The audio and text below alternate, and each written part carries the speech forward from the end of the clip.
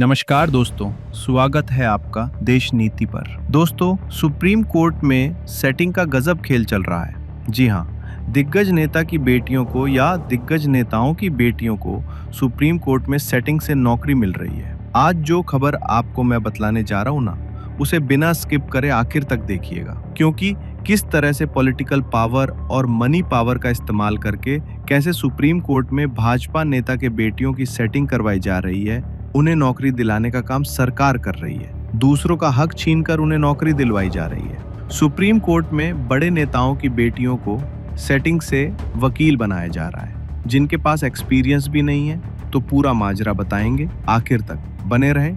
बिहार विधानसभा चुनाव से पहले बिहार में एनडीए के बड़े नेताओं के रिश्तेदारों को बेटियों को सुप्रीम कोर्ट में उनकी सेटिंग सरकार करवा रही है, जिसके चलते अब राजनीतिक घमासान छिड़ गया है।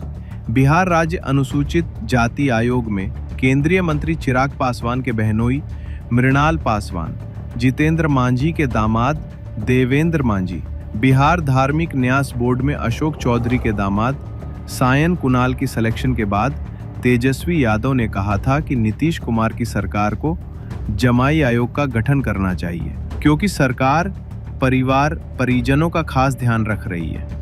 जब पूरे बिहार में बेरोजगार युवा एक नौकरी की तलाश में सर पटक रहे हैं, तब मंत्री नेताओं के परिवारों का उनके परिवार के सदस्यों की सेटिंग करवाई जा रही है। अब ऐसे में दोस्तों, खबर ये है कि सुप्रीम कोर्ट में अमित शाह और मोदी के सबसे करीब नेता की दोनों बेटियों की सुप्रीम कोर्ट में सेटिंग करवा दी गई है। सबको हैरानी में डाल दिया, सबको चौंका दिया। जेडीयू के कार्यकारी अध्यक्ष संजय झा, जी हाँ, तस्वीरों में देखिए कैसे संजय झा, जो कि पहले बीजेपी में थे, बाद में नीतीश कुमार को समझा बुझा के एनडीए से इंडिया में शिफ्ट कराने में जिनका सबसे बड़ा रोल रहा था। उस समय संजय झा जो है जेडीयू में थे, लेकिन वो मोदी और शाह के गोद में खेलते हैं। इसके पीछे एनडीए में नीतीश कुमार की जो एंट्री हुई, इंडिया छोड़ करके जब वो एनडीए में आए, तो माना जा रहा उस पूरे के पूरे खेल के पीछे संजय झा ही थे। उनका ही सबसे बड़ा रोल था।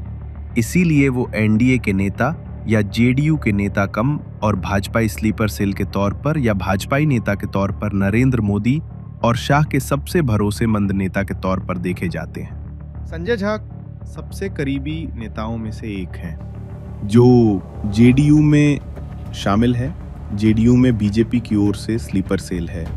अब उनकी दोनों बेटियों का सुप्रीम कोर्ट में सरकारी वकील बन गई।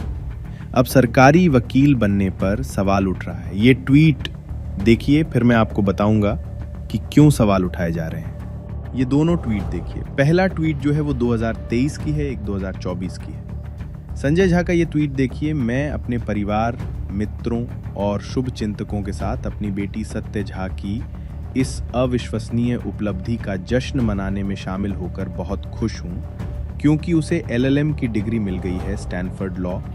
उसकी लगन और कड़ी मेहनत जो है रंग लाई है। स्टैनफोर्ड से उन्होंने लॉ पास करी। मुझे इस पर बहुत गर्व है। ये दूसरा ट्वीट देखिए। मुझे ये बताते हुए बेहद खुशी हो रही है कि मेरी छोटी बेटी अद्या झा ने प्रतिष्ठित हार्वर्ड लॉ स्कूल से एलएलएम की पढ़ाई कर ली है, पूरी कर ली है। हमारे लिए सबसे ज्यादा गर्व की बात और क्या हो सकती है। यह खबर साझा करते हुए मैं आपसे आशीर्वाद मांगता हूँ कि उसके निरंतर सफलता की कामना मैं करता हूँ। जून 2024 का ये ट्वीट है। अब इस अपॉइंटमेंट कॉपी को जरा देखिए। 1 साल 2 साल की लॉ डिग्री के साथ कोई भी सुप्रीम कोर्ट के दरवाजे तक नहीं पहुंच पाता है। इसके लिए अच्छों की पूरी जिंदगी चप्पलें घिस जाती है। अच्छे खासे एक्सपीरियंस, अच्छे खासे तजुर्बे के साथ भी वो सुप्रीम कोर्ट नहीं पहुंच पाते। लेकिन 1-2 साल पहले डिग्रियां हासिल करने वाली ये दोनों बेटियां जो हैं, वो group A panel council supreme court में बन जाते हैं और एक साथ बनते हैं। हाई लेवल का खेल चल रहा है दोस्तों। आरजेडी के एक्स हैंडल से, ट्विटर हैंडल से, केंद्र सरकार के लॉ मिनिस्ट्री की ओर से यह जो आदेश की कॉपी पोस्ट की गई है, उसके जरिए उसको फिर एक बार कॉपी पेस्ट करते हुए आरजेडी ने यह सवाल उठाया कि जेडीयू के कार्यकारी राष्ट्रीय अध्यक्ष श्री संजय झा जी की दोनों सुपुत्रियों को सुप्रीम कोर्ट में एक ही दिन ग्रुप ए पैनल काउंसिल बनवा दिया जाता है। जेडीयू के कितने दलित पिछड़े और अति पिछड़े नेताओं, सांसदों, मंत्रियों अथवा कार्यकर्ताओं के बेटे बेटियों को यह विशेषाधिकार प्राप्त है? या जरा सोचिए आप, एक ही दिन में बिना अनुभव के यह दोनों उपलब्धि प्राप्त ये लोग कर लेते हैं।